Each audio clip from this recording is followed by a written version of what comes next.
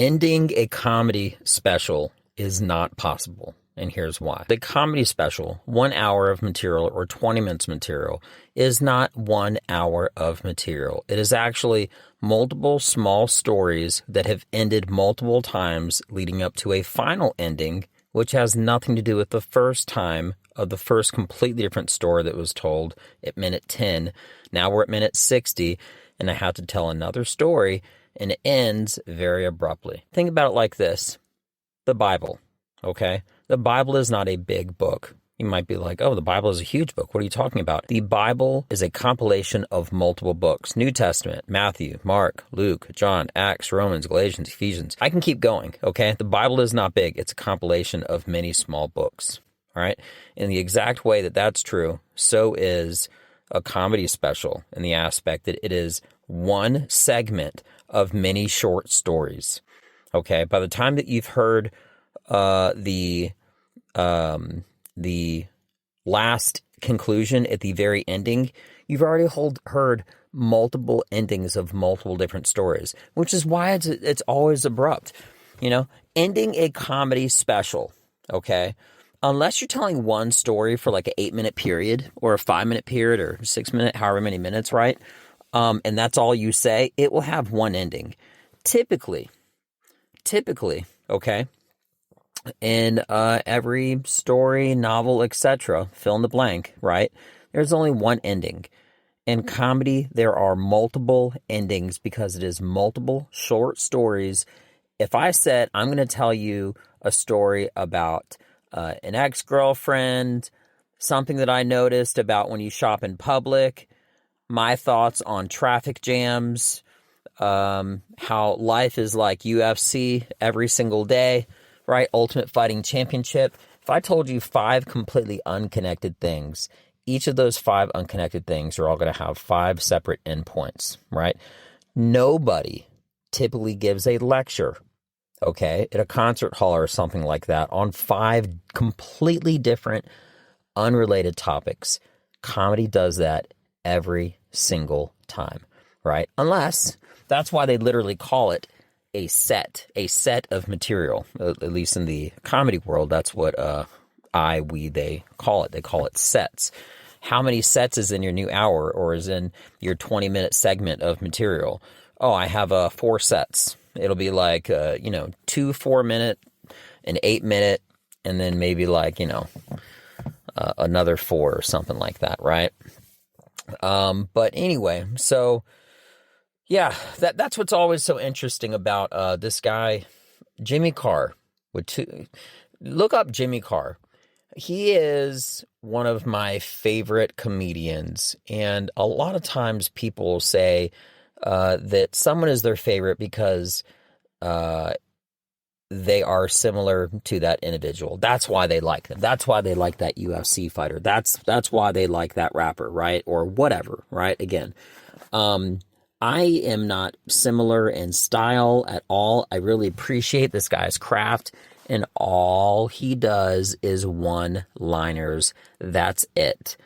Okay? The interesting thing is if storytelling in the form of stand-up comedy has multiple endings in every 5 or 6 minute segment of material, completely different story, which, by the way, is the magic of the segue, the transition from how do you get from talking about bananas at a baseball stadium to riding a bicycle in a park, right?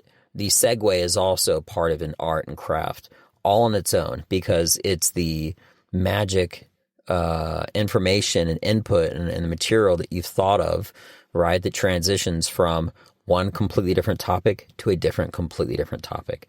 It's beautiful. But again, I'm getting detailed. I don't want to digress too much. But anyway, going back, Jimmy Carr.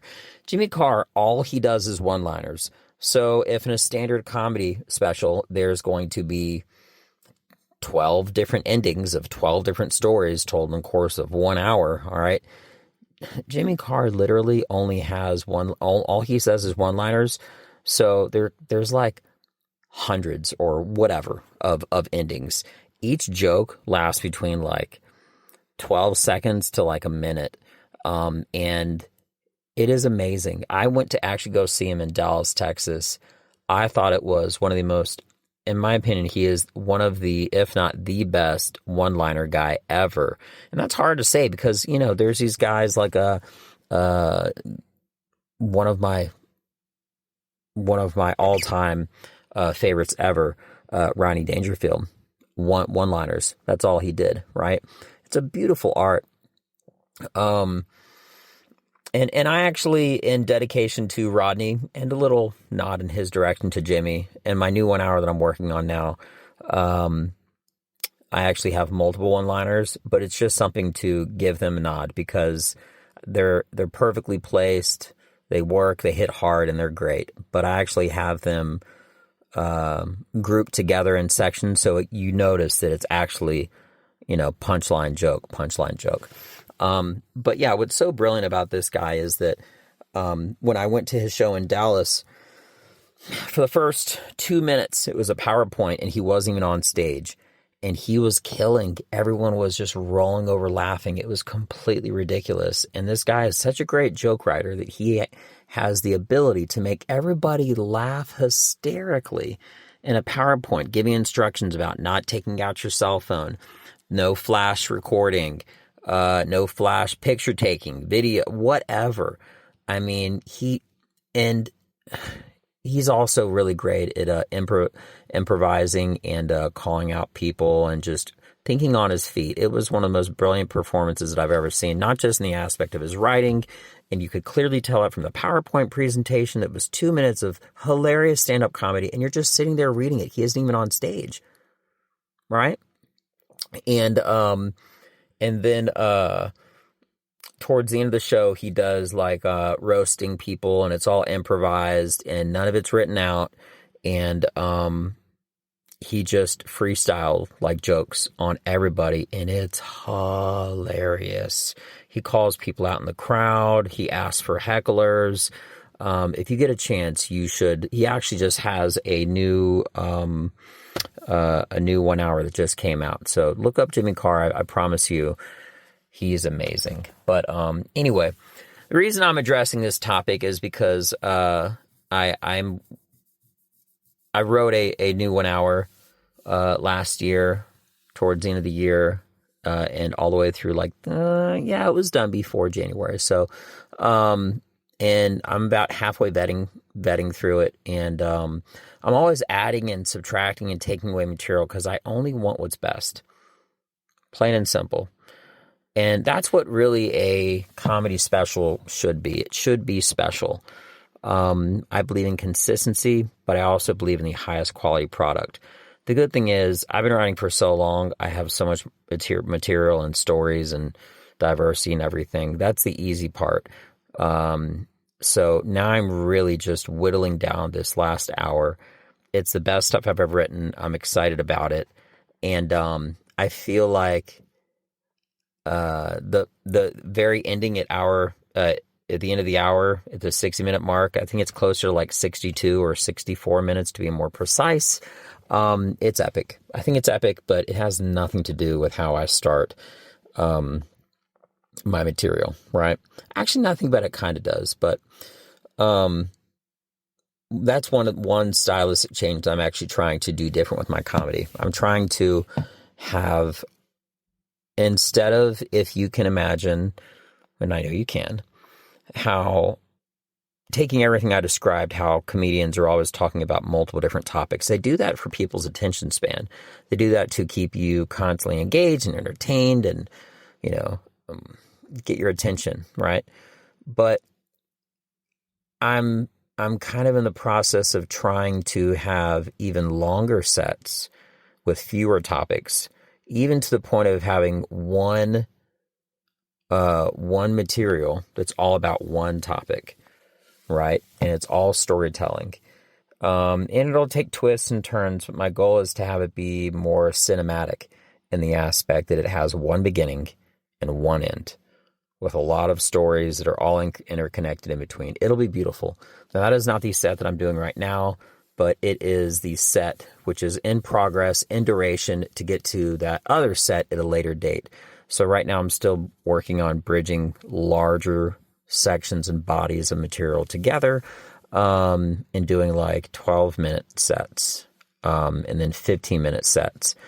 So it'd be like 4, 5, maybe even 6 different topics of material instead of like 12, which is already like twice as long as most people do per topic, as far as minutes go, and fewer sets that most individuals do at the highest level. So anyway, but yeah, that's it. I just wanted to share that because there was a story that I don't have an ending to, and then I just thought of a great way to end it.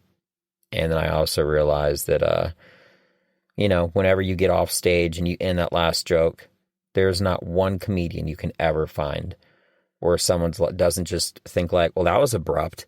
You're correct. It was abrupt because it is the first ending of a joke that doesn't have a segue, a transition to something else. You're being conditioned to hear the ending of a story and having another one open up directly after it. Well, there's no opening after that last bit of material. So anyway, but yeah, hopefully, I know it'll work, but I'm excited about everything.